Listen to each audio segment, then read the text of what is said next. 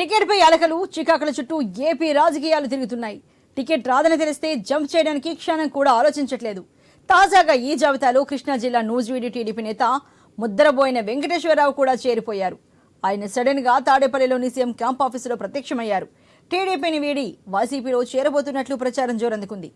మైలవరం లేదా గన్నవరం టికెట్ ముద్దరబోయినకు ఇస్తారని latest talk. వైసీపీని వీడి టీడీపీలో చేరబోతున్న ఎమ్మెల్యే కొలుసు పార్థసారథికి నూజివీడు టికెట్ ఇస్తారని కొద్ది రోజులుగా ప్రచారం జరుగుతోంది. ఈ ప్రచారంపై కినుక వహించిన ముద్రబోయిన లాభం లేదనుకుని వైసీపీకి దగ్గరైనట్లు తెలుస్తోంది. మరి ఈ దేశకు సంబంధించి పూర్తి సమాచారాన్ని మా ప్రతినిధి హరీష్ లైవ్ లో అందిస్తారు. హరీష్,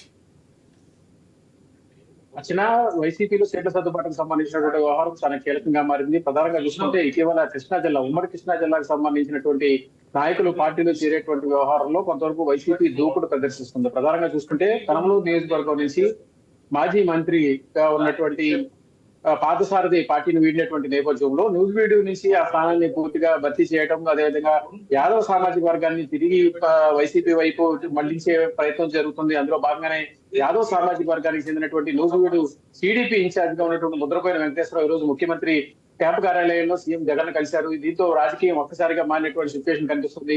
ఈ నేపథ్యంలోనూ ఈ రోజు ముఖ్యమంత్రితో ముద్రబోయిన వెంకటేశ్వరరావు సమావేశం భేటీ జరిగిన తర్వాత ఆయన వైసీపీలో చేరేందుకు కూడా సానుకూలంగా స్పందించారు. సో అధికారికంగా వైసీపీలో చేరడానికి త్వరలోనే ముహూర్తం ఖరారు అవ్వబోతుంది. ఇంకోవైపు అనుచరుగణంతో సమావేశం తర్వాత ఆయన మళ్ళీ వైసీపీకి సంబంధించినటువంటి పార్టీలో చేరేటువంటి అంశాలపైన కూడా చర్చించేటువంటి అవకాశం కనిపిస్తుంది. ఇటీవల కాలంలో చూసుకుంటే కనుక సీట్ల సర్దుబాటుకు సంబంధించినటువంటి అంశాలు తెర మీదకి వచ్చిన తర్వాత వేగంగా సమీకరణాలు కూడా మారుతున్నటువంటి సిచ్యువేషన్ కనిపిస్తుంది. యాదవ సామాజిక వర్గం ప్రధానంగా చూసుకుంటే ఎస్సీ, ఎస్టీ, బీసీ మైనార్టీలకు సంబంధించినటువంటి అధిక ప్రాధాన్యత వైసీపీలో ఉంటుందని చెప్పి ముఖ్యమంత్రి పదే పదే చేస్తున్నటువంటి కామెంట్స్ నేపథ్యంలో కనమలూరు నుంచి సిట్టింగ్ గా ఉన్నటువంటి పార్థసారథి పార్టీ మార్గం, ఆ తర్వాత సామాజిక వర్గాలపైన ప్రభావం చూపించేటువంటి అంశం తెరపైకి రావడం.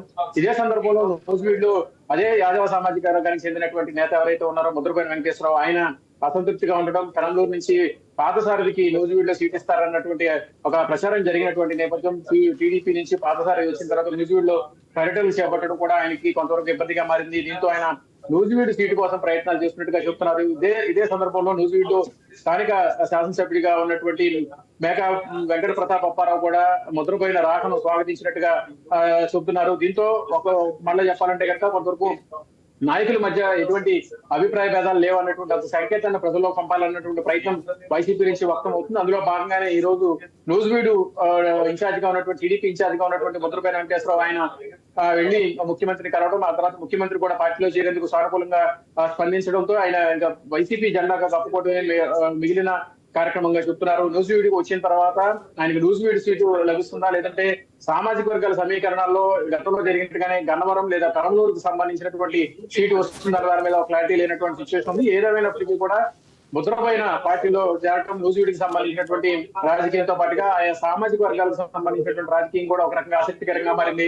పార్టీలు మారుతున్నటువంటి నాయకులు సీట్ల సర్దుబాటుకు సంబంధించినటువంటి వ్యవహారం, సీట్ల సర్దుబాటుకు సంబంధించినటువంటి వ్యవహారాలపైన ప్రత్యేకంగా దృష్టి సారించినటువంటి నేపథ్యంలో ముద్రపోయిన చేరిక మాత్రం ఒక రకంగా వైసీపీలో ఆసక్తికరంగా మారినటువంటి పరిస్థితి ఉంది.